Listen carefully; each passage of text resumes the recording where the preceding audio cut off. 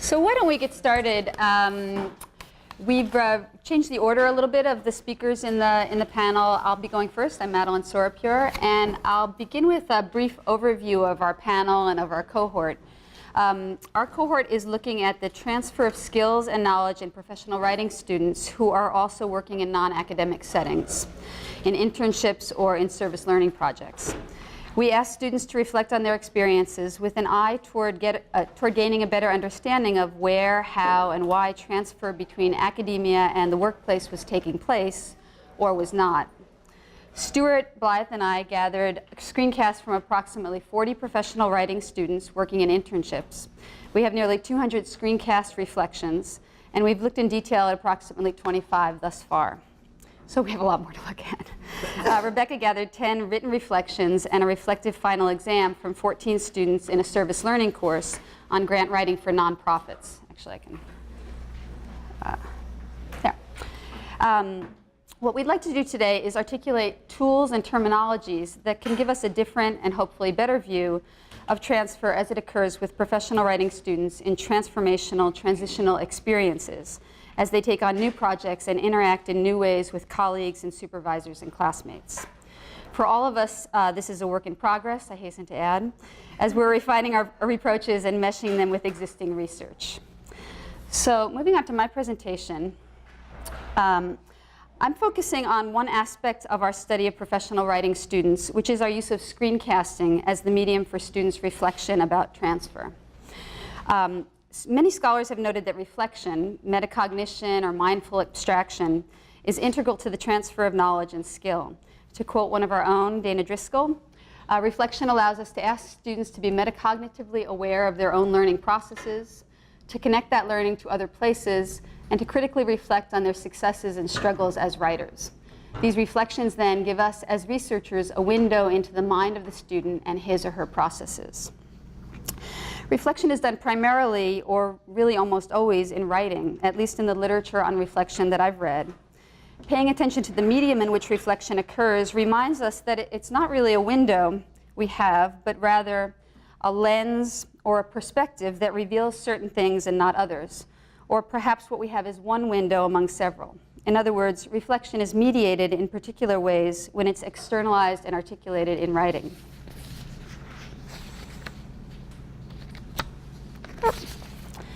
How is reflection differently mediated when it takes the form of a screencast with audio and visual elements? This is really my key question here. In their overview of transfer studies, Tommy, Groen, and Engstrom observed that, quote, to a great extent, the affordances that enable our activities are properties of artifacts that have been designed so that those activities can be supported. So in other words, what affordances of screencasting come into play in reflective practice? Most of you are familiar with screencasting, I imagine. So briefly, a screencast is a video recording of computer screen output, usually with a simultaneous audio narration. The proliferation of software and freeware to do screencasting, and here I have just some kind of a conglomeration of some of the programs that are available out there. So this really recent proliferation makes it a viable technology for a range of authors and audiences. The existing research on screencasting, which is not voluminous but is growing, focuses on 3 uses of this software: to create instructional videos, to provide feedback on student work, and to capture writing in real time. These bodies of research discuss some of the key affordances of screencasting, and of course certain features are more important for some uses than for others. For instance, modeling is crucial in instructional videos, where it's highly valuable to see an expert solve a problem or perform an operation while he or she explains and comments on the process. For instructor feedback, the ability to speak many more words than one can type is a huge boon, as those of you who've done feedback via screencast or audio podcast know. For conducting research on writing in real time, the unobtrusive quality of screencasting, as opposed to, say, think aloud protocols, makes it a valuable method. In these instances, it's faculty and researchers using screencasting, but of course students can use this technology too, to reflect as well as to do other kinds of multimodal composing. So to return to my central question, what affordances of screencasting come into play when it's used for reflection, and how might those affordances produce different, not necessarily better, but different kinds of reflection about transfer than what we see in writing? There is a vast literature on reflection and a pretty darn large literature on reflection and transfer. So I want to focus on 3 features or questions or issues that were evident as Stuart and I looked at our students' screencasts and thought about the kinds of transfer of skills and knowledge that they discussed and demonstrated there. I should point out, and Stuart will follow up on this, that we did see quite a bit of evidence of transfer. But we both felt that the existing taxonomies and terminologies regarding reflection and transfer didn't help us to code or capture much of what we saw. So I want to consider three features of screencasts that, for me at least, rose to the top as complicating factors. The first has to do with reflection and description. So in the major taxonomies about reflective practice, there's an explicit or implied hierarchy that moves from description to more abstract conceptual discussions, for instance, in Hatton and Smith. Thinking about the social and cultural construction of one's assumptions, this is considered high-level reflection. In our student screencasts, we didn't see much of this, and in fact, we saw much that was more descriptive than reflective. In other words, students just discussing what they did rather than commenting on or questioning why they did it. This was perhaps not surprising. Other researchers have found that lots of prompting and scaffolding for higher levels of reflection is often necessary. But it would seem that description would be less extensive in a screencast, given the fact that you're able to show what you're discussing. This is the whole idea of a screencast, that you pull something up on the screen and you discuss it. So in theory, this showing should free up some time for higher levels of abstraction and discussion. In practice, students often got caught up in particulars, taking the particular, the document or project or email exchange or whatever it was they were showing, as the starting point, and sometimes having trouble moving past that. I want to show you an example of a screencast by a student who is showing herself writing a press release. So she's showing herself in the process of actually doing it. Some students showed finished projects, and other students actually just kind of started the screencast and just showed themselves working, and this is what she was doing. What's interesting here, to prime you for what to see, is that she does explain the choices she makes in writing the title and the first few sentences of this press release. But that descriptive reflection, what Hatton and Smith would call descriptive reflection, she is reflecting, but at a fairly low level. Her reflection is hidden a bit by her description, or here by her literal act of writing. So I'm going to fast forward here a little bit to where she's beginning her typing. Okay, and let's see how the audio goes. There should be some audio. So, okay, here we go. Go to a Word document. Thank you. This out so I can see this while I'm writing. Of course, I don't want to, just copy and paste, kind of do my own summary in my own words. So for the title, maybe we're going to focus on healthy kids dental. So budget to expand healthy kids dental. And then for the byline, do something like Snyder releases fiscal year 2013 and 2014 executive budget. So the first sentence just needs to basically say how to summarize it quickly. So and here's where she's telling us what she knows, right? Yesterday, where he did this. So yesterday, Governor Rick Snyder released his fiscal year 2013 and 2014 executive budget with plans to expand healthy kids dental statewide. The next sentence, this is just something I kind of know as background, but maybe give it a tiny bit of background. Everyone reading this knows what healthy kids dental is, of course. So I know that 65 out of the counties have it currently, so do something like currently, 65 of Michigan's 83 counties have the program in place, and then kind of end it with just a short summary section, the budget. So I'll stop it here, but you can see as she's typing, she's telling us what she knows, and she's taking what she's learned in classes about what an introductory sentence should look like, and audience awareness, and so on, and she's enacting that. So I think in this example and in other examples that we saw, there's a different relationship between the particular and the abstract going on in screencasting. And I think this is an interesting, this is something that we're going to explore further as we continue looking at these screencasts. Who's responding to a prompt asking her to talk about her internship and provide an example of a connection or disconnection between academia and the workplace. I should also point out that we see evidence here in this screencast of Hatton and Smith's third level of reflection, which they call Dialogic Reflection, which involves a stepping back from or mulling about events and actions in order to explore them and learn from the experience. So for my third and final review for writing on paper, I'm doing the second required question, which is document the academia / work disconnection or connection. I hope this isn't maybe really difficult, but I'm finding it difficult to decide if it was a disconnect or connection. So I'll just start talking about it, and then maybe at the end it'll be more clear to myself, or maybe it'll be obvious to you, and for some reason it's not clear to me. So the task that... So she launches into talking about her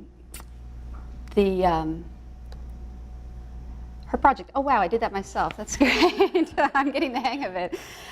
It would be possible for Ariana to have written this as a text, but it seems to me more likely that screencasting here facilitated an exploratory approach. The fact that it's very difficult to make a perfect screencast and that revision is not really an option. This is freeing in some ways, and the temporal nature of the screencast recording enables a kind of mental meandering that seems well suited to reflection. The third aspect of screencasting that impacts reflection on transfer is that it more directly simulates a conversation. And so reflection is more explicitly an act of communication. We saw this quite often in our students' screencasts. They would begin, hi professor, how's it going? They would talk about, well, as you know, everything's going fine in my internship, and here I am, thinking about what I'm going to do next. And so very conversational. Using direct address and an informal conversational constructions made the reflection very much an act of communication. In addition, some students used a version of Jing, which is a screencast software program, that would allow them to put the camera on themselves, so you would actually see them, talking to you. So really very similar to a conversation and to a kind of social interaction. The scholarship on reflection is divided on whether and how it is a social undertaking. For example, Bowd warns of, quote, the potentially inhibiting gaze of others when reflections are shared. The expectation of writing for an audience profoundly shapes what we write, and this is particularly true if students are being assessed on their reflection. Quoting Bowd again on the tension between assessment and reflection, quote, it is in students' best interest to demonstrate what they know and disguise what they do not know, an attitude that is quite the opposite of that required for reflection. So on the one hand, this idea of reflections being shared is kind of works against the better purposes of reflection. But for other scholars, reflection needs to happen in a community and in conversation with others. To reference Hatton and Smith again, the highest type of reflection in their hierarchy is called critical reflection, and that necessarily engages with social and cultural forces and is likely to be shared with others. Moreover, at least one study concluded that social interaction supports and encourages better reflection. Kaplan et al. Saw a higher quality of reflective writing when it was shared and commented on via email listservs than when it was kept private in traditional journals. Well, not so private because they looked at the journals. But. So in conclusion, while I wouldn't want to say that reflection via screencast is better than written reflection, I would certainly say that it's different and that we should attend to the differences as we think about how best to understand when and why transfer occurs, at least as we use students' reflections as evidence. And I think we should also attend to the very particular affordances of writing if we're asking students to reflect in writing and to think about what's there and what's not there as we read their reflections. I want to veer slightly off topic to point out that although we ask students to create 3 to 5 minute videos focused on their internship experience, screencasting affords other approaches to rich and complex reflection. And I want to reference Daniel Anderson's work, Watch the Bubble, as well as some of his other videos where he creates these really fascinating multi-layered screencasts with multiple windows and with audio narration as well as other kinds of audio going on. And so I think there's a possibility for using screencast as a multimodal composing tool, and particularly for reflection and for asking students, because they do so much of their work on computers, to ask them to pull that work up and reflect on it. And I think there are really some big possibilities for this. Moving forward, Our use of screencasting as a medium for reflection in this study of transfer opens into other interesting projects. With students back at UC Santa Barbara, I'm working on a study addressing point number 1, directly comparing written and screencast reflections to try to answer some of the questions about the quality of reflection that Hatton and Smith and others focus on in their taxonomies. So to really directly compare them and see what we're getting if one is yielding higher quality reflection than another. I think it would also be worthwhile to look at other mediums for reflection, and especially for reflections about transfer, and to look also at other ways to use screencasting as a composing tool for students. Unfortunately, I won't be able to do this research at Elon since the research seminar is finished, but I want to end by thanking Jesse Moore and all the fabulous people here at Elon for facilitating this project, and just want to point out that I'll be taking a little bit of Elon back to Santa Barbara. Thank you very much. As Madeleine mentioned, she and I have been working with screen capture, screencasting, as a way to study transfer and reflection.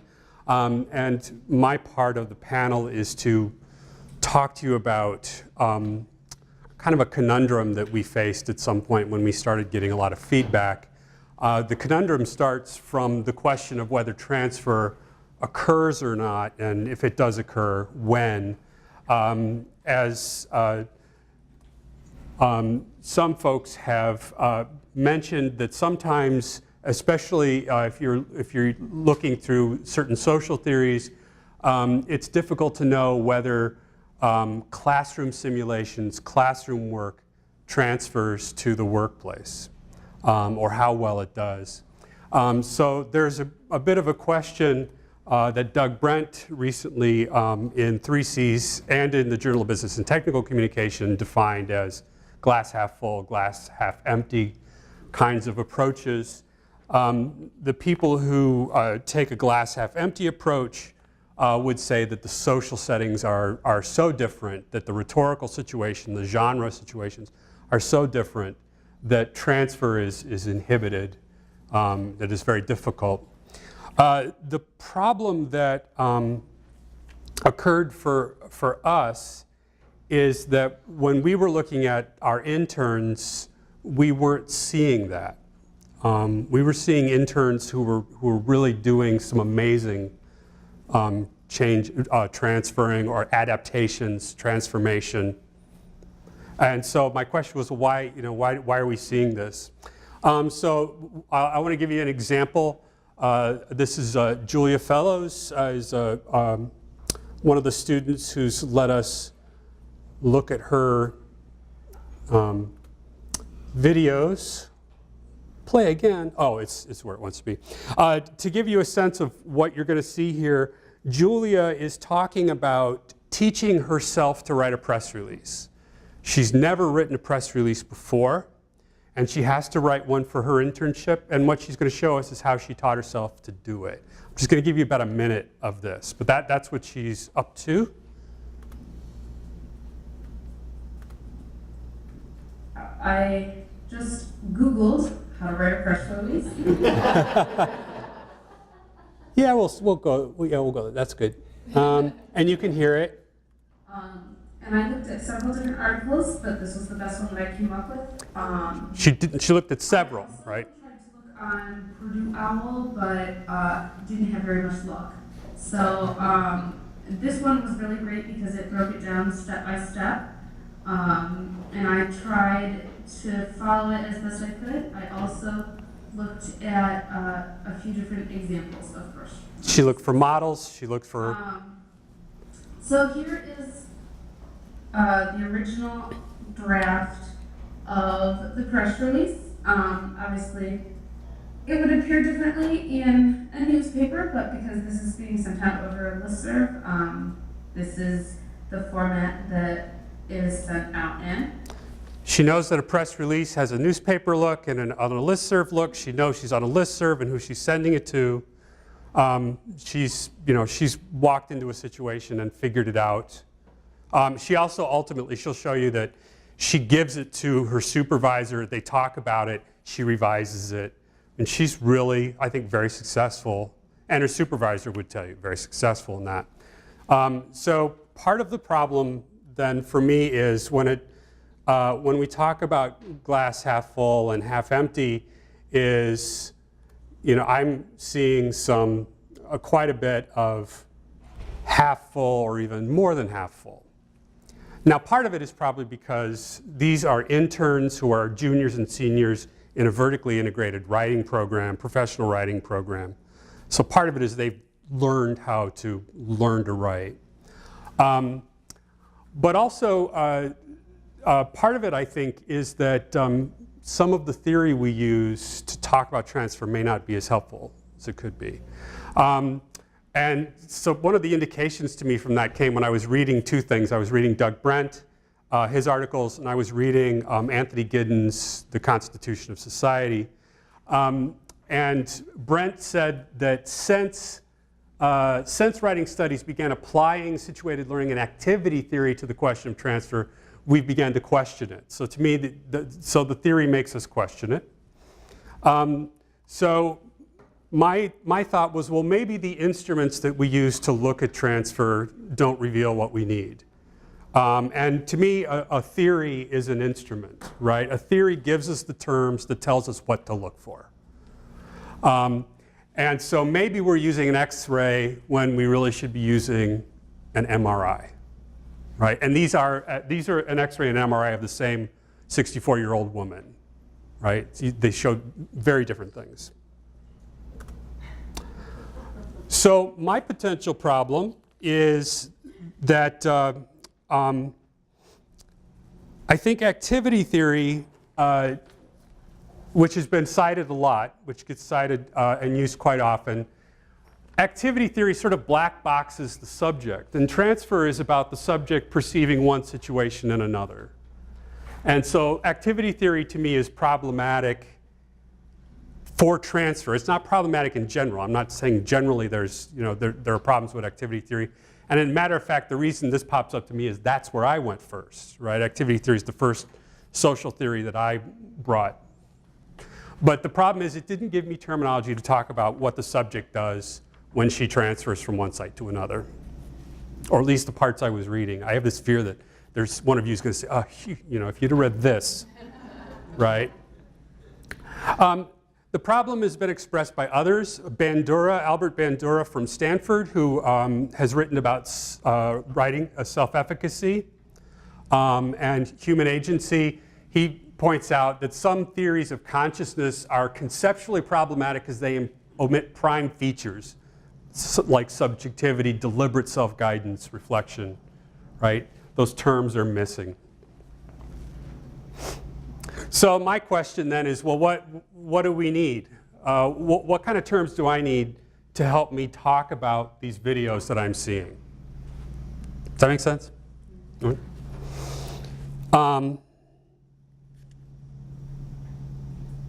So one place, I'm going to show you a couple places that I looked and sort of where I am. One is Anthony Giddens, and I'm going to do nothing any more helpful than to say he's got a chapter about in this entire book where he tries to lay out a whole theory of how society is constituted. One of his early chapters is about human agency and human perception, right? Humans are part of a society, and so he talks about things like social position.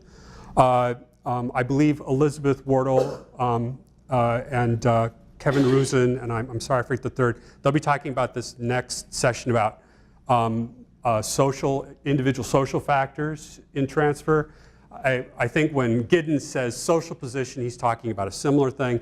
So Giddens gives me a number of terms. He also assures me that I may be on the right direction in terms of saying that many social theories treat agents as much less knowledgeable than they really are. Another source for me is Albert Bandura. Again, his theories of self-efficacy. What Bandura talks about are a number of features of agency, he says, are things like intention, which is that a student has to make a commitment to learn something or to want to transfer something. In algebra, since Etienne Wagner talked about that, there was no intention for me. I was playing connect the dots. They have to have an intention. They have to have forethought. They have to think, okay, well, what do I want to accomplish, right? I have to envision it.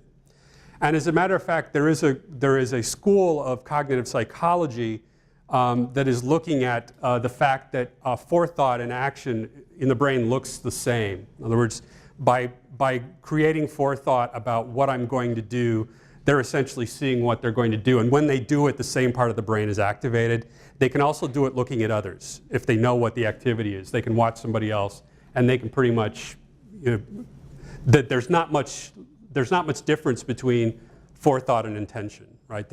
They just circle. Self-reactiveness, that you can regulate your behaviors over time. Am I doing this right? Do I need to change? And reflectiveness at the very end. Okay, looking at the whole thing. How did this go? Dana Driscoll and Jennifer Wells wrote an article recently in Composition Forum, and they talked about dispositions.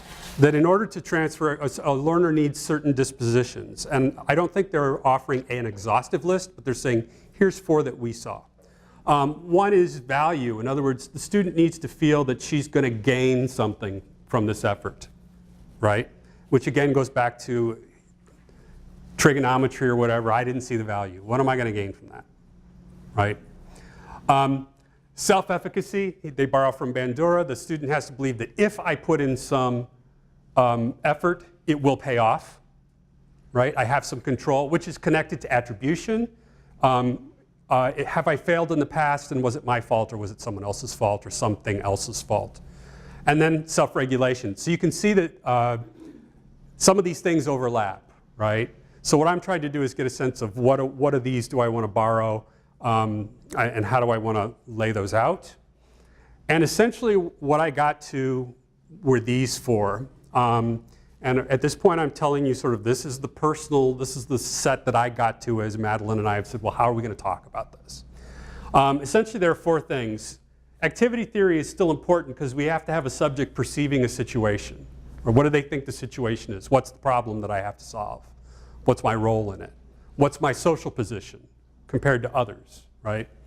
But there are also a number of things that a subject has to do. They have to imagine the actions that they're going to complete, right? They have to have a sense of there's some action that I've got to complete, which the one place that gets problematic is like with Ariana saying, I'm just going to start, and we'll see where we end up. Although at least she has this belief that she'll end up somewhere. Maybe what she's imagining is starting. And of course, once you've imagined it, you've got to execute and regulate. Okay, I'm going to start trying this, and every so often or constantly I'm going to stop and say, is this working? Is this working? Is this working? And somewhere towards the end, we reflect, how did this work? What will I do again? What will I do differently? So to me, those are the 4 issues that seem to be important and seem to be kind of to me that's a bit of a mix or a synthesis of what I've seen in Giddens, Bandura, Driscoll, and Wells. Make sense so far? Here's one other, I guess this is one other way to look at it. Again, these are the 4 things I'm thinking about. They have to perceive a situation. They have to imagine what they're going to do. They have to execute, and then they reflect afterwards. But also that can be connected to questions. You know, is this like other situations? Is it worth it? That's a value question, right? What should I do? How should I do it? And then later on, how'd it go? Right? And also, how is it going as I go along? Also, it ties loosely to stasis, right? Conjecture, what is this? Value, is this worth doing? Policy, should I do this?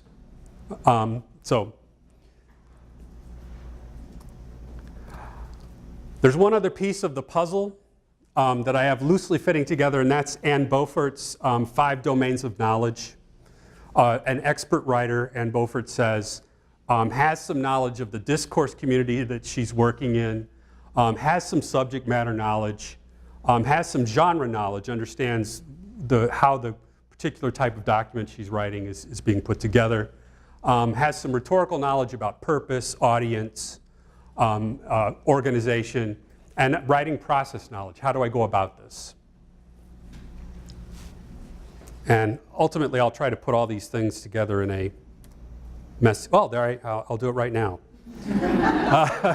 So for me, for me right now, I'm almost working with a kind of toolkit. And what I'm actually, in my mind, what I have is my grandfather's toolbox in my head that had little compartments, right? And so, here's the one compartment. There are knowledge domains that I need to deal with. I need those terms to help me talk about what students are doing. I need some terms about how they solve problems, right? How they perceive a problem, how they envision action, how they follow through, regulate, reflect. And also, I need terms about certain mitigating factors like attribution. Do they think that they have control or not? Attribution is again saying, if I try this, I will succeed, right? If I don't try it, I won't succeed. If I do try it, I won't because I never succeed, right? Is an attribution problem. So that's the kind of toolkit. And maybe then that comes down to another way to look at it is knowledge domains, problem solving, and mitigating factors. But let me show you one more to give you an example. This is Kylie. She's from one of Madeleine's students from UC Santa Barbara. And Kylie's job, she's working for a music promoter. And her job has been to go around and figure out who the major acts are and who's promoting the acts. Who are the companies, who are the sponsoring businesses, right? And so she's been looking on the internet and she's putting these lists together. And that's the situation she's in. Does that make sense? I want to show you a little bit as a way to give you a sense of how these terms help me understand what Kylie's doing.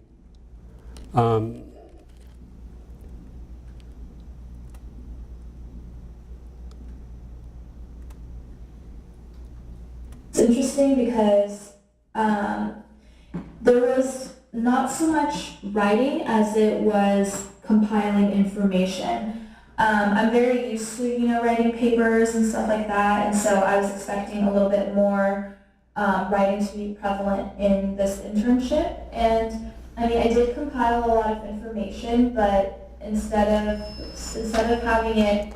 I love that she accidentally brings up that research paper because she's talking about how this research she does in the internship is like research or not like research at school, right? It kind of, be structured as sentences or sections or anything like that. It was much more of a note-taking kind of structure that I created myself for the information I was looking at. And then even when I moved all the information over to Excel, yes, there are technically sections, so I guess that kind of parallels different sections in research papers and stuff. Now, Madeleine thinks I'm inordinately in awe of that part, right? But in Excel, she says, it's like a research paper, and a column heading is like a heading, right? She's making incredible connections to me. So some of the terms that I get, she has genre knowledge, right? She understands what a research paper looks like at school. She understands what an Excel spreadsheet ought to look like. She can make connections between those. She has writing process knowledge. She just figured out, well, I'll just start making a list in text only, and then I'll convert it later once I've got the stuff, right? So she's put a process together. She self-regulates. She watches. She checks to make sure she's been looking in the right places. Has she got enough? Let's see if I have any others that I really want to mention. She also has subject matter knowledge from Beaufort. She's a big music fan. She wants to be a music promoter herself someday, she says. So when she's looking at some of these things and writing about some of the acts, she knows these acts, right? And she understands what's going on. So to me then, Actually, I'll just go back to this for a second. Right now, this toolkit of terms is helping me much more to talk about transfer than activity theory, which is really missing what the subject's doing, and which seems to me to be connected perhaps some to the talk this morning about maybe this is the century of identity. I'm not sure. I'm probably trying to connect to too big a name. They won't let me do that. But also, I'm actually kind of seeing this right now. Driscoll and Wells wrote last year in Composition Forum, and they said, as composition has sought to understand fundamentals like rhetorical situations, literacy development, and genre theory, it's done so by first gravitating toward context, towards activity, right? The social turn. But only later does it self-correct to include the individual learner, and I think that's maybe the point that many of us are at, right, is not to drop context, but we have to sort of back and self-correct a little bit. So I will leave you with that. Thank you.